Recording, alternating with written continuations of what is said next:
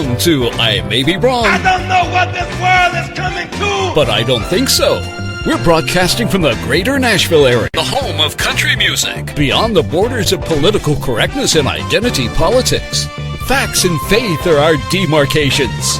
Truth lights our path. Here's the Barry White of Podcast Radio, the venerable Alfonso Ashworth. Well, welcome to another exciting episode of I May Be Wrong, but I Don't Think So. Of course, we are broadcasting live. You can join us at I May Be Wrong, but I Don't Think So.com. For this episode, we also are honoring and recognizing that this is Breast Cancer Awareness Month.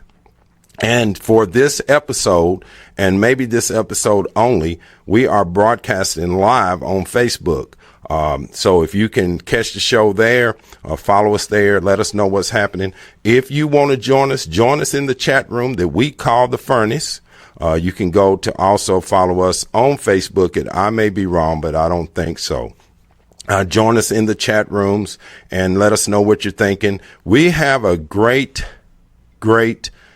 guest lined up coming up on the show. Just in a few minutes, we're going to get him on air. He's traveling. He's a very, very busy brother, but we're welcoming, of course, Walter B. Hoye, the second. He's going to be our call-in guest today. Look, we do a lot of programs. We have a lot of things happening out there. There's a lot of activity, a lot of moving parts that's going on right now with the president, with impeachment. There's so many things to talk about. Look, somebody just asked me, or the question was asked, and I may discuss this at a later point. Do black liberals and progressives hate, and hate is a strong word, but do they hate black conservative Trump supporters more than they hate white supremacists? I mean, that's a very, very good question, and it's a very strong argument to be made about that. And at some point, I'm going to address that issue head on with that issue, and we're going to talk about that issue at some point. And I think it's warranted. I think it's a very valid question, and I think it's warranted to ask that question. But of course, we got some other issues that we are addressing. This is Breast Cancer Awareness Month.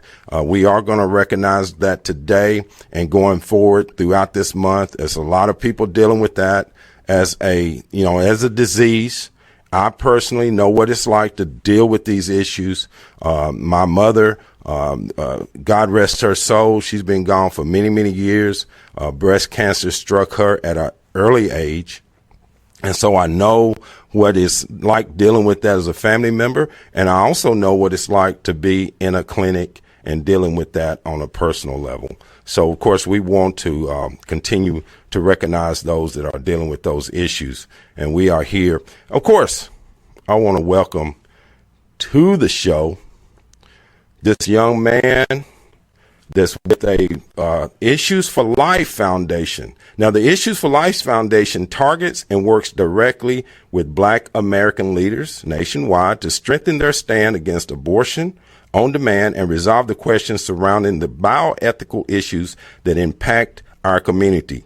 They are committed to protecting both the civil and human rights of the child in the womb by recognizing the inherent dignity and the inalienable rights of all members of the human family, so that in law and in practice, every life is valued. Of course, I want to welcome to the show Mr. Walter B. Hoye. Welcome to the show, brother.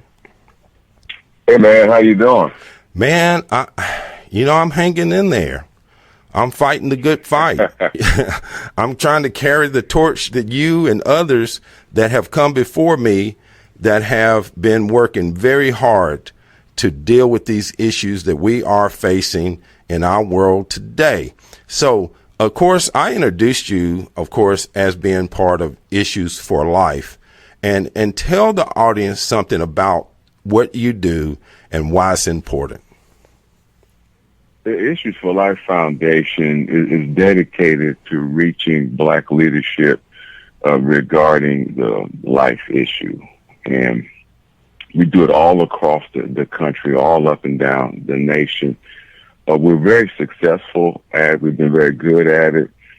It's been really an uphill battle, but we understand that the reasons why Black leadership often rejects the pro-life movement. And when you understand the real reasons why you're being rejected or you're not getting the answer you want, it makes it a whole lot easier at that point to put together a strategy and move forward. So we've just been blessed to be called to this type of ministry.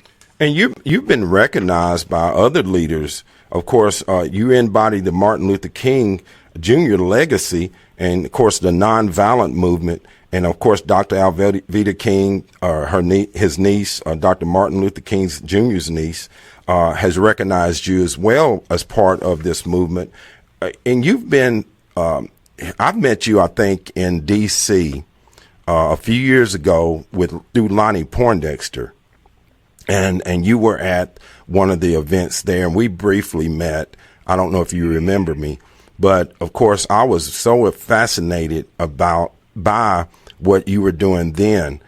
What is going on now in the Black community and by and large in America as a whole as to why people will not deal with this issue about abortion, particularly in the Black community?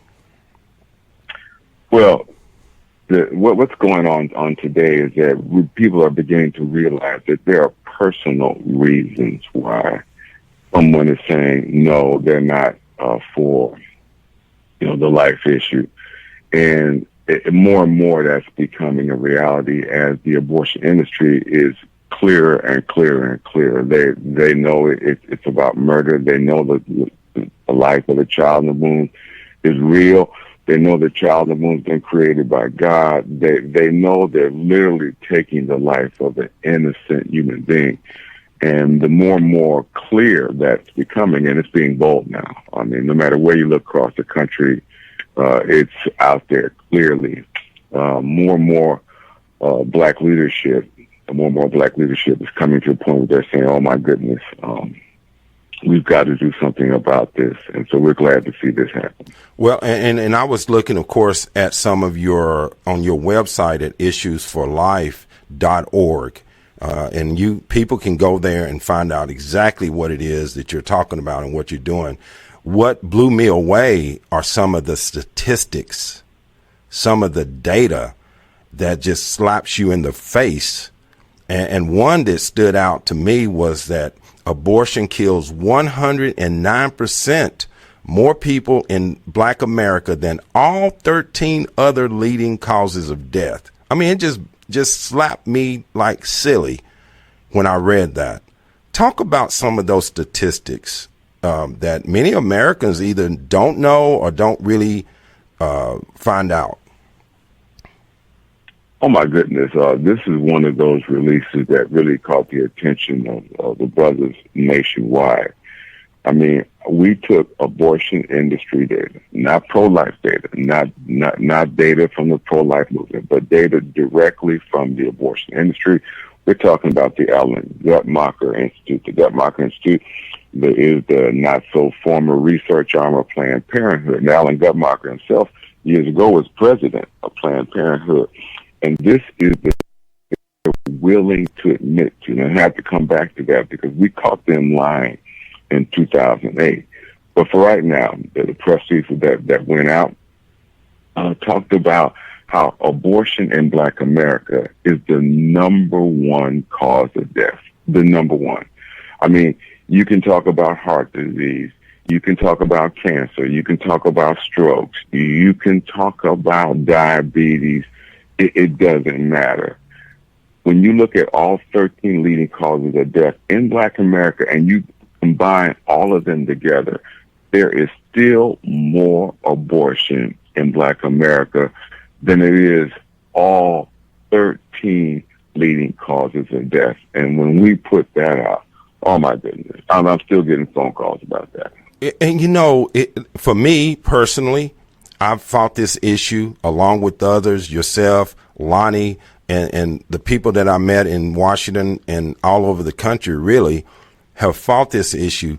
How do we get this message to penetrate the average person in our community, not just the pastors, not just the politicians, but the everyday American that really doesn't realize how it affects not just this generation, but generations to come?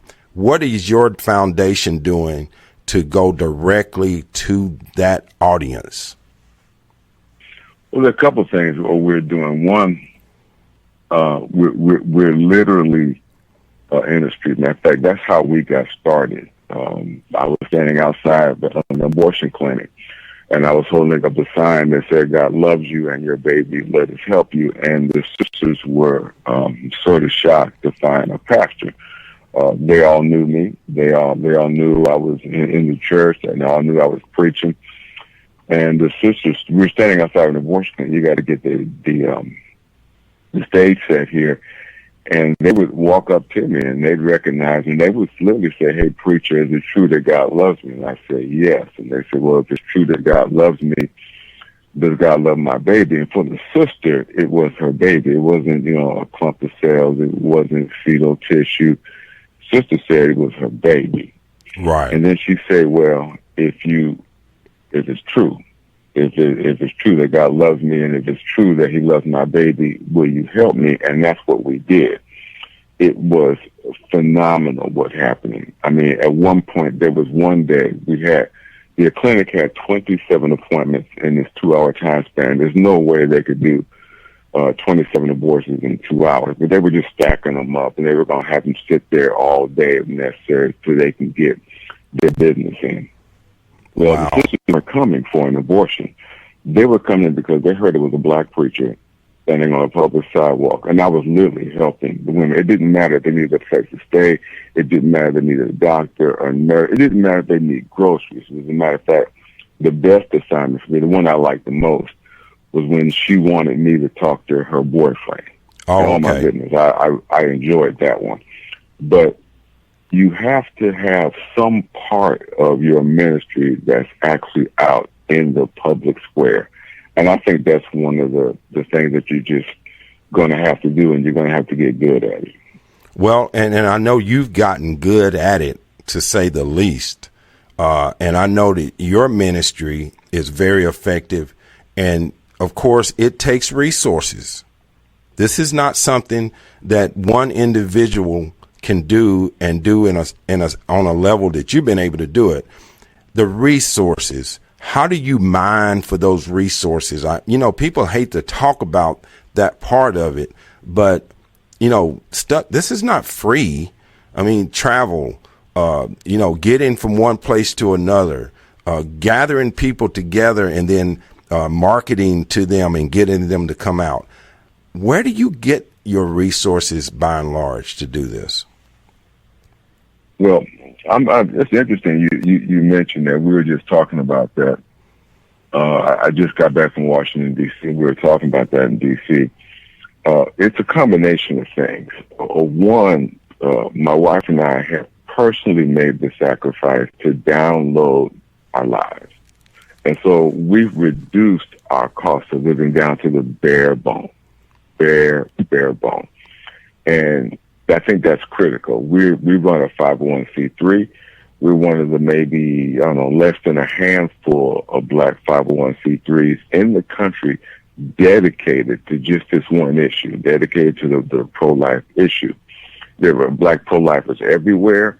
There are a lot of black pro-life organizations, but when you start looking at organizations that are just one issue, single issue organizations where they live off of the organization, there's only maybe a few of us left in the country.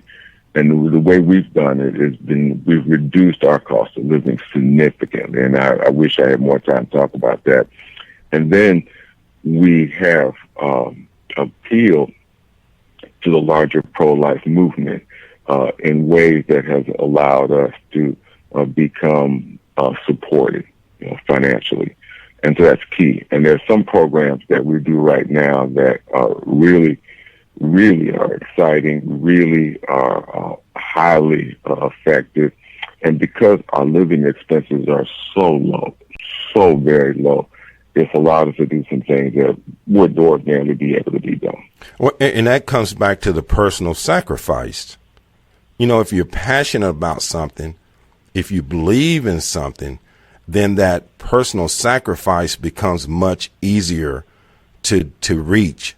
And your wife and yourself, y'all have come to that point to where it's like, this is so important that my living space does not have to be, 10 times what it was, or I don't need that much to get to the next place.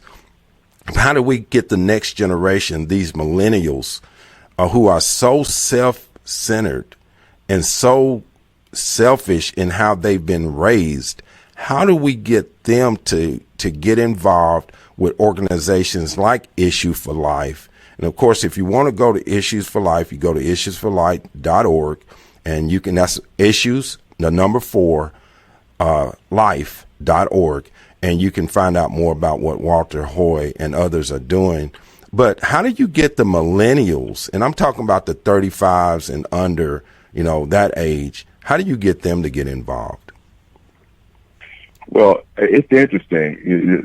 The millennials will really sit down and talk to you about the issue. They're not afraid to get into a discussion. In the past, many people didn't want to talk about it, but the millennial generation, they don't mind talking about it. And if you've got indisputable facts, if you have indisputable data, then you can begin to get into the conversation that you want. For instance, not only do we have these facts, these press releases, we've got these op-eds, we got all of that, but we also have video. And some video I literally carry on my phone. So I could be in a discussion in public square. I say, man, you got 5 minutes, and I'll pull up this video literally on my phone, and we'll sit and watch the video. There's one video that is a group of embryologists. The credentials are unquestionable. And they're looking at a video we created for the younger generation, for millennials. And it talks about the science behind the creation of life. And it's undeniable. And it's been highly effective. And that too touches my heart in a lot of ways, because it's amazing to me how people that were given the opportunity to live and to have their lives and to be productive, how they're so willing to stand on the sideline and watch millions of babies. And I'm talking 20 million probably in the black community alone. We're talking 60 million over the time that Roe v. Wade was instituted. But we're talking 1/3 of that has been black babies. And, there's no other way to cut it. I can't cut it any other way. I can't measure it any other way than by the facts. Dealing with those facts, that it has been so many babies aborted in the black community, how has that affected our ability to be relevant in the political spectrum? Oh, my goodness. I mean, now this is something that we get asked, quite a bit. Let me put it this way. The harsh reality is that the victims of abortion are disproportionately Democrats. We've done some studies, and this is again data. 25 states, mainly Republican, account for just about 10% of all abortions, but the other 25 states account for nearly 90% of all abortions, and with few exceptions, they're traditional Democrat. In other words, there's going to be at least 4 million missing voters in 2020 as a result of just abortion. I mean, we take a look at this 2.8 million lives that have been lost to abortion. These are 2.8 million votes that would have probably been Democratic votes. And so we call this a demographic suicide. We're not only it's not only the number one cause of death in our community. For instance, it's 42 times the number of homicides. Wow. And whether it's black and black or black and white, it doesn't matter. You can put all of them together, and it's 42 times that abortion all by itself. 42 times. And I just put that slide up on the screen so people that's listening and viewing this can see it, that black abortions kill more than black Americans than black homicides, 42 to 1. Yeah. So when you're particularly when you're talking to millennials, they'll look at that. Oh my goodness, where's the data?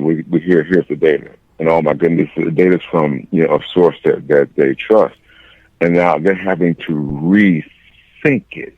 We're taking a look at the hard data now, and then when you start looking at the impact of abortion in terms of these lives would have been voters. Oh my goodness, you're taking a look at the demise of our own community. And then there's one more thing that we do. We talk about the total black fertility rate. And when we start talking about that, wow, oh my goodness, I can drop the mic at that point.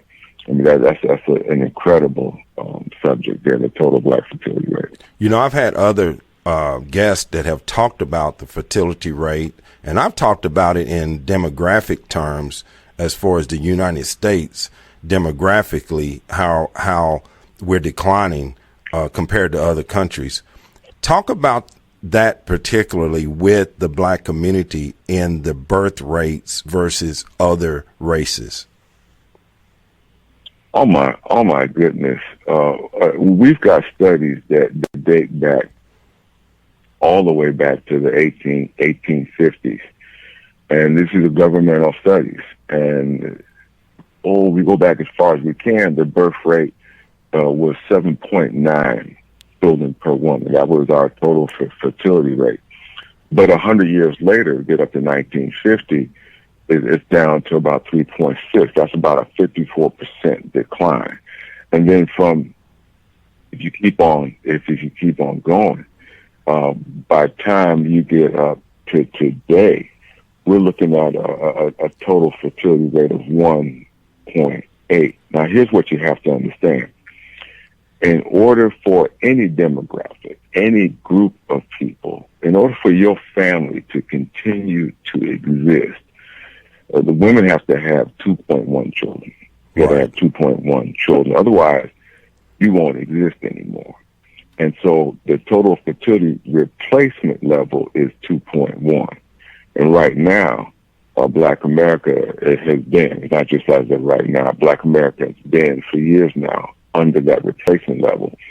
And if you calculate, if you work the numbers, if we don't change how we abort our children today, if we continue aborting at the same pace we do now, not any more, not any less, just the same pace we do right now, we got about 30 years. We got until about 2050 to when the black fertility rate can drop down to 1.3.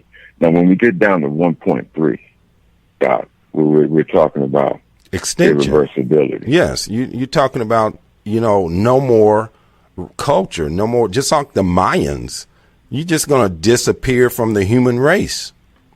And no one's going to know what happened to you. It's like, well, I don't know what happened to them.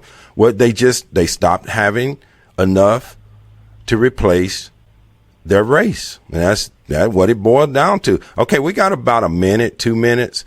Walter, tell my audience, one, how can they help you and where can they find you?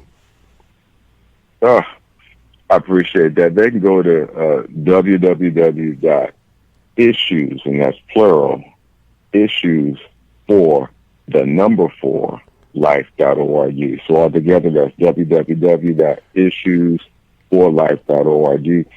And there they can find all about what the Issues4life Foundation does. Plus, in the top right-hand corner, there's a library. And the library we have for the leadership, they love to come to our library. They get tired of the mainstream data. and they come to our library, and oh my goodness, the information that's available in the 3 floors in our library is just phenomenal, and we get hits on that all day and all night. So they can go to issues4life.org, and in there's a library, there's information, there's data, and how can they help you financially? Absolutely. I appreciate it. And, of course, they can help you there from the website. They can just go there and find out what they can do, support you, support what you're doing. And I tell you what, I really appreciate, I know that you just got off the plane, and I knew you were a very busy, very, very busy man. And Lonnie Poindexter, I want to give him a high five for helping me connect with you, because I really appreciate you coming on the show.